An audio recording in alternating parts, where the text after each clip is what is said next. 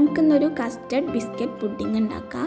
നല്ല ക്രീമിയും അതേപോലെ തന്നെ നല്ല ടേസ്റ്റും ആയിട്ടുള്ളൊരു ബിസ്ക്കറ്റ് പുഡിംഗാണിത്. അപ്പോൾ ഈ ഒരു പുഡിംഗ് എങ്ങനെ ഉണ്ടാക്കണം എന്നുള്ളത് നമുക്ക് നോക്കാം.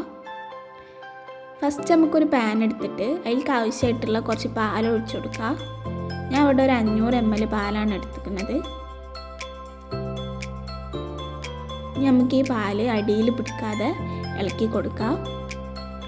നമ്മൾ വേറൊരു ബൗൾ എടുത്തിട്ട് അതിലേക്ക് 4 സ്പൂണ് കസ്റ്റർഡ് പൗഡർ ഇട്ട് കൊടുക്കുക. അതിലേക്ക് ആവശ്യമായിട്ടുള്ള കുറച്ച് പാലും ഒഴിച്ചു കൊടുക്കുക.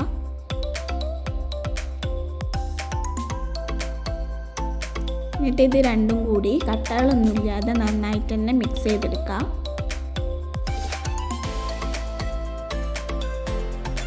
നമുക്ക് നമ്മളെ പാലിലേക്ക് ആവശ്യമായിട്ടുള്ള പഞ്ചസാര ഇട്ട് കൊടുക്കുക. എന്നിട്ട് നന്നായിട്ട് തന്നെ ഇളക്കി കൊടുക്കുക. നമ്മൾ പാല് തിളക്കേണ്ട ആവശ്യമില്ല, ഇതിലുള്ള പഞ്ചസാര ഒന്ന് മെൽറ്റായാൽ മതി. നമുക്ക് നമ്മളെ പാലിലേക്ക് കസ്റ്റർഡിൻ്റെ മിക്സ് ഒഴിച്ചു കൊടുക്കാം. ഇത് ഒഴിച്ചതിൻ്റെ ശേഷം നമുക്ക് കൈയെടുക്കാതെ തന്നെ നന്നായിട്ട് ഇളക്കി കൊടുക്കാം. കൈയെടുക്കാതെ തന്നെ ഇളക്കണം, അല്ലാണ്ടെങ്കിൽ ഇത് അടിയിൽ പിടിക്കും.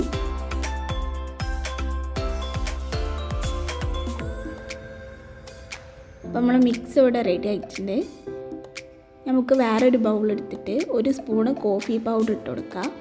അതിലേക്ക് കുറച്ച് വെള്ളം ഒഴിച്ചു കൊടുക്കുക.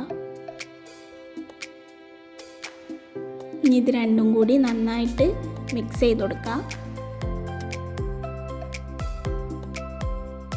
ആറാറൂട്ട് ബിസ്ക്കറ്റ് വെച്ചിട്ടാണ് നമ്മൾ പുഡിംഗ് സെറ്റ് ചെയ്യാൻ പോണത്. അപ്പോൾ നമ്മൾ സെറ്റ് ചെയ്യാൻ പോണ ട്രേയിൽ ഈ ബിസ്ക്കറ്റ്സ് ഒക്കെ നമുക്ക് വെച്ച് കൊടുക്കുക. 2 ലെയറായിട്ടാണ് ചെയ്യാൻ പോണത്. അപ്പോൾ ഫസ്റ്റ് ലെയറായിട്ട് നമുക്ക് ബിസ്ക്കറ്റ്സ് വെച്ച് കൊടുക്കാം.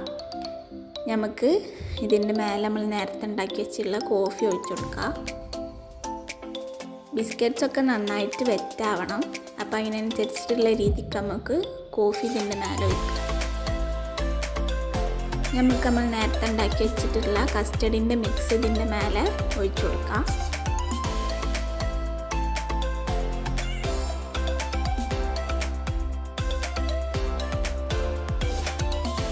എല്ലാ ഭാഗത്തും ഒരേപോലെ നമുക്ക് ആക്കി കൊടുക്കാം.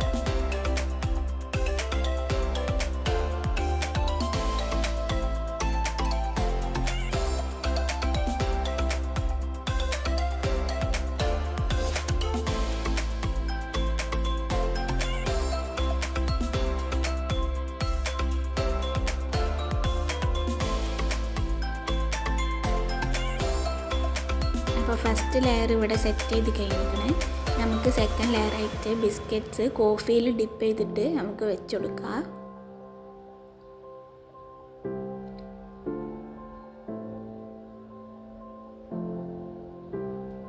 നമുക്ക് ഇതിൽ ബാക്കിയുള്ള കസ്റ്റർഡ് നമുക്ക് ഇതിൻ്റെ മേലെ ഒഴിച്ചു കൊടുക്കാം.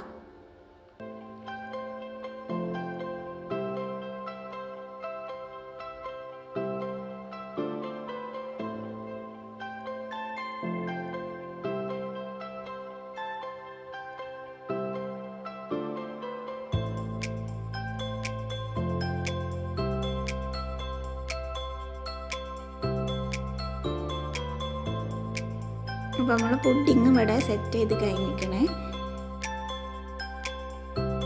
നമുക്കിതിൻ്റെ മേലെ കുറച്ച് ഡെക്കറേഷന് വേണ്ടിയിട്ട് കുറച്ച് കാഷ്യൂ നട്ട്സ് ക്രഷ് ചെയ്തിട്ടിട്ട് കൊടുക്കാം. ഡെക്കറേഷന് വേണ്ടിയിട്ട് മാത്രമല്ല, ഇതിൻ്റെ ഇടയിൽ ഇങ്ങനെ നട്ട്സ് കടിക്കുമ്പോൾ നല്ല ടേസ്റ്റ് ആവും. അപ്പോൾ നമുക്കിത് ഇതിൻ്റെ മേലെ ഇട്ട് കൊടുക്കാം. അപ്പം നമ്മളെ പുഡിംഗ് സെറ്റ് ചെയ്യലൊക്കെ കഴിഞ്ഞിട്ടുണ്ട്. നമുക്കിതൊരു 3 മണിക്കൂറോ അല്ലെങ്കിൽ ഓവർനൈറ്റ് നമുക്ക് ഫ്രിഡ്ജിൽ വെച്ച് തണുപ്പിക്കാം. ഞാൻ ഇവിടെ ഒരു ഓവർനൈറ്റ് ഫ്രിഡ്ജിൽ വെച്ചതാണ്. നമുക്കിതൊന്ന് കട്ട് ചെയ്ത് നോക്കാം.